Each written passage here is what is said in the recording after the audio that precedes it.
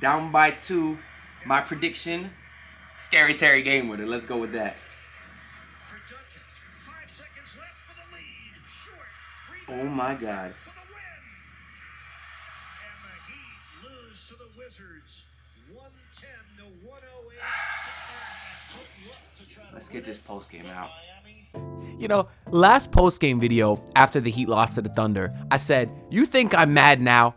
Wait to see if the Miami Heat lose to the Washington Wizards, how mad I'm gonna get. I said, God forbid that happens. And here we are, as the Miami Heat lose to the worst team in the league. I mean, literally the worst team in the league, Washington Wizards, 110 to 108. Now, I don't think I'm going to be too mad because, frankly, I don't have the energy anymore. And as a Heat fan that's been watching this team for over a decade now, and obviously I've seen almost every game of this current core, you know, this rendition of the Miami Heat, I can't say I'm surprised. And if, like myself, you guys have also been watching this Heat team for a very long time, I don't think you could say you're surprised either. Because they always play down into the competition. And then when you let a team hang around like the Miami Heat did tonight, they're always capable of getting hot and just sinking you. And that's what we saw tonight.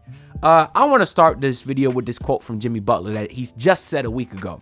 He said, and I quote, "If I wanted to shoot threes all year, I could. And I think I'd shoot a really good percentage. I just like running into people and seeing who's going to fall down first." Really, Jimmy Butler?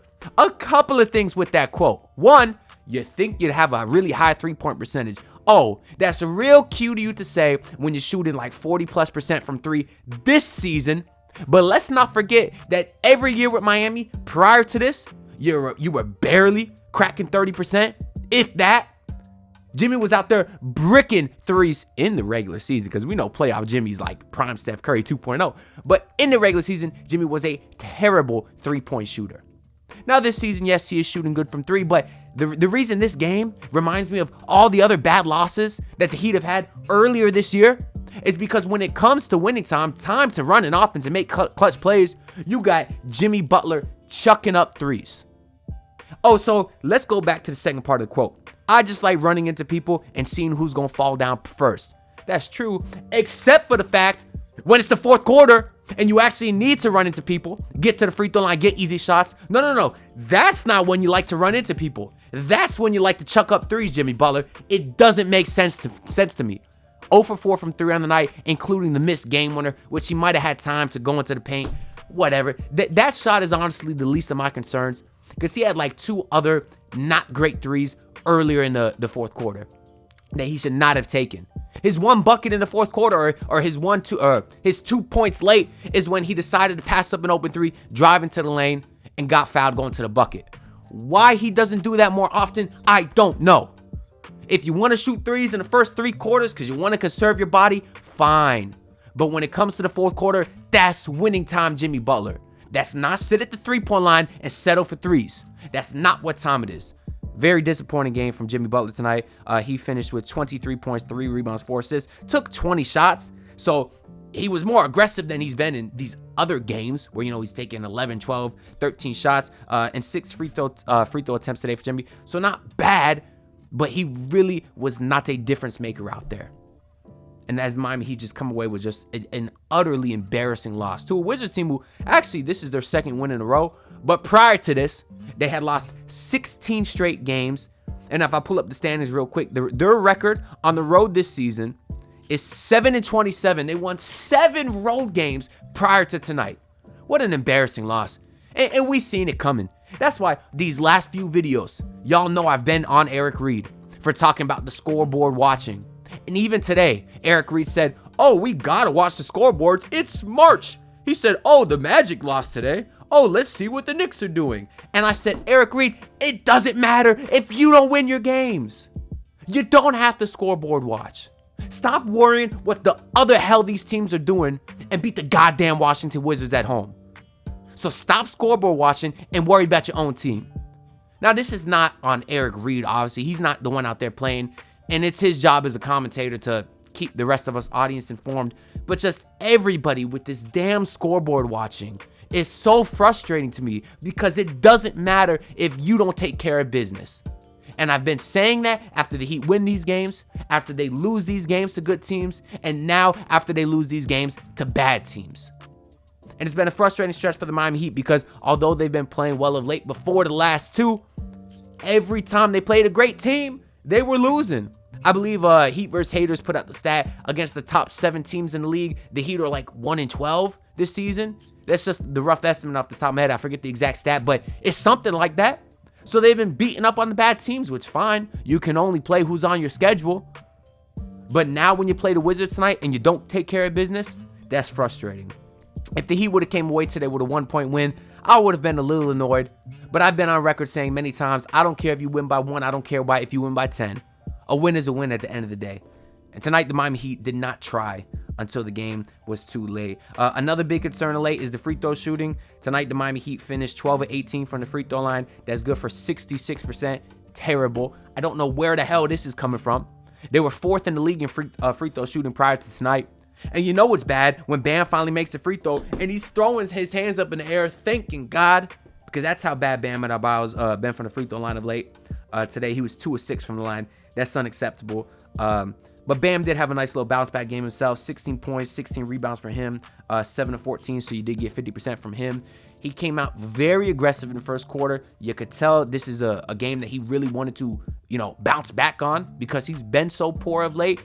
But I say you should, Bam. You're playing a team who has no size whatsoever. They traded Daniel Gafford a week ago. They're missing Marvin Bagley tonight. They had another center that was out tonight. I forget who it is. Dude, they got James Wiseman. Who knows? Or Rashawn Holmes. That was it. So they're missing all their size. You should dominate tonight. I'd argue that 16 points is not enough for you, Bam, but I don't want to nitpick because I think Bam has been very bad the last few games, and I think he was fine tonight. I want to go ahead and go through the box score and talk about a little bit of these players, just share my thoughts on a lot of what we saw today. We talked about Jimmy Butler. Nikola Jovic, awesome tonight.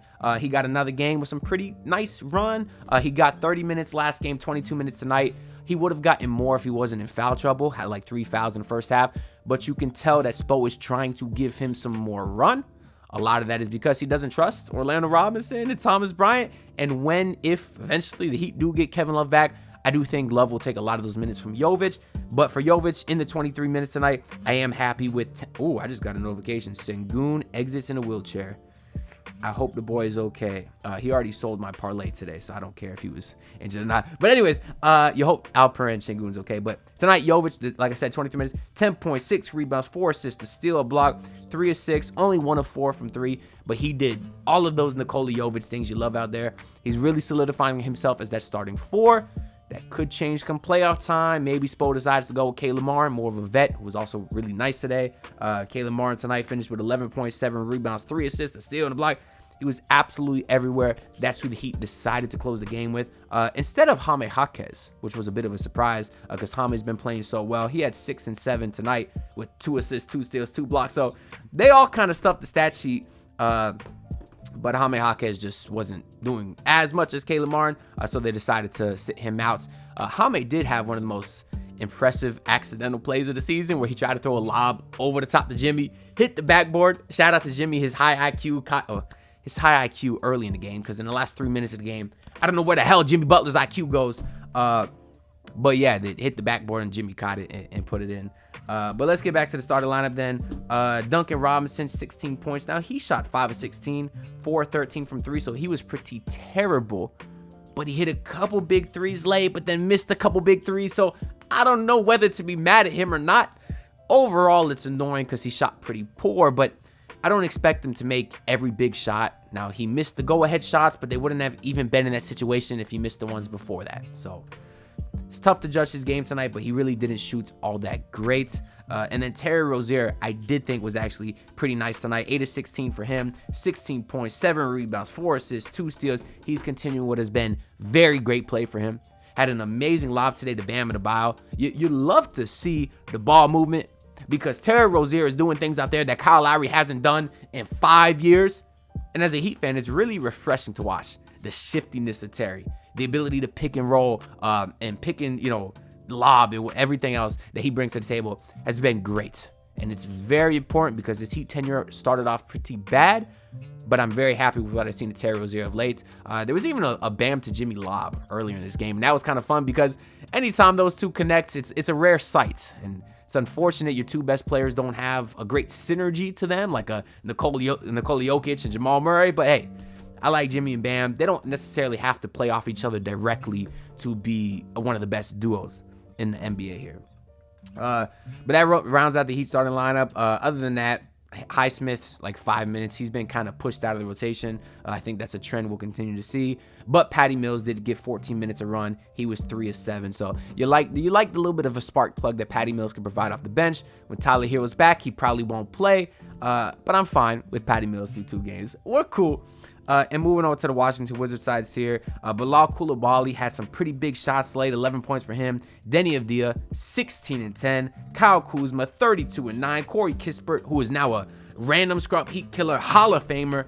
I just switched back. 22 points for him, 5 rebounds and 6 assists. And Tyus Jones, 12 points, 16 assists, and 1 turnover. My God, 16 assists and 1 turnover. That's the boy that I wanted at the trade deadline. That man is good. But yeah, man, that's what happens.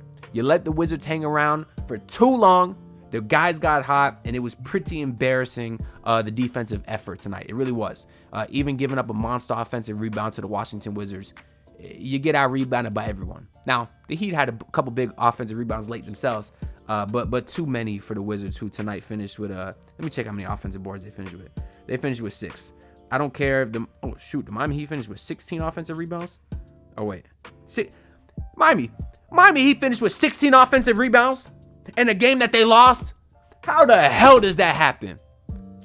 That's frustrating. Whew. I wasn't mad before, but I sure as hell am now. Anyways, the good news is that the Miami Heat's next game is versus, I believe it is, the Denver Nuggets on Wednesday. So they get a couple days off to think it over, and then they got to play Denver, followed by back-to-back games versus Detroit. So this could either go very poor, pretty decent. Either way, I'll be here to talk about it all. So make sure to like the video and subscribe because it does help me out a lot. And I'm talking to you. I see the percentage of people that subscribe to this video, or the people watching this that are subscribed. It's not very many. So if you're watching this, just hit the subscribe. It's free. We're on the ground at 3,700, and I do appreciate you a lot. That being said, I'll see y'all next time. So peace out. Look, pull up in the city, tryna get that dead face. Do it on my own, I don't need no dead weight. Had to kill him off, yeah, I need a head space. You know this homegrown bitch don't offend me.